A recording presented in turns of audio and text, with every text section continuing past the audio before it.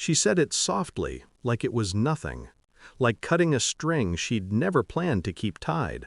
I told everyone I'm single at work. It's easier that way.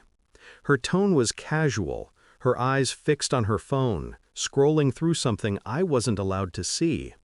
The words didn't hit all at once.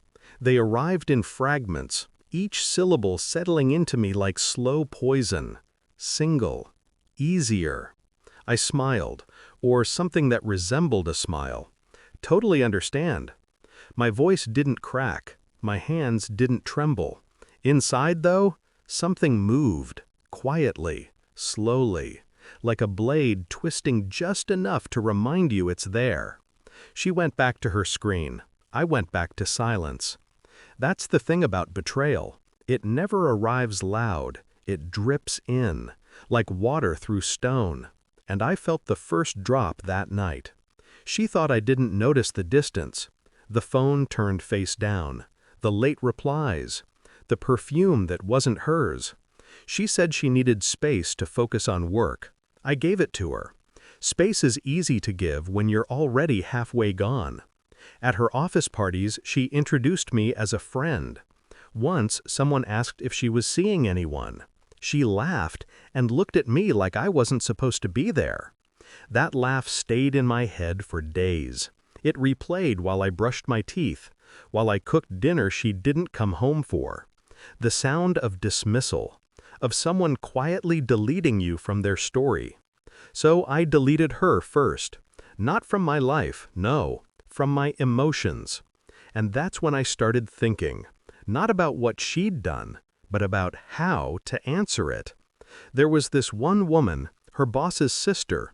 She'd been flirting for months. Small things, nothing serious. A comment here, a glance there. But she was watching, always watching. So when I started talking to her more, it wasn't because I wanted her.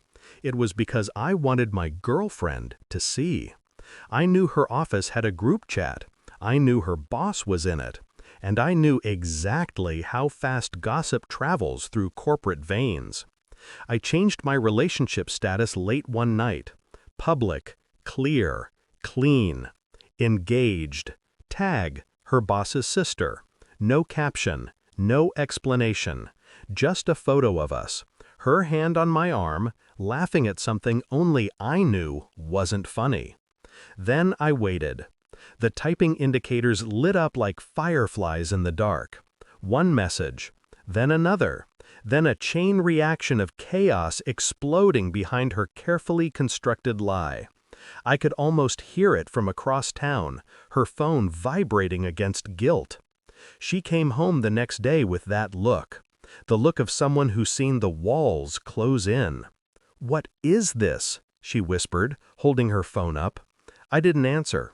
Just kept my eyes on the TV, muted, flickering, distant. "You're engaged to her?" I turned to her then, slowly, calmly. "You said it's easier being single at work." Her face went pale, confusion mixing with panic.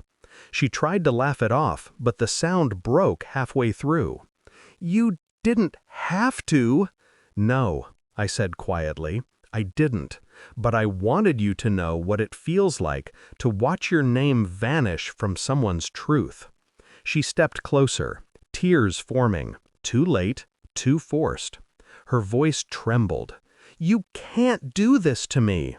I almost smiled. I already did. She stormed out.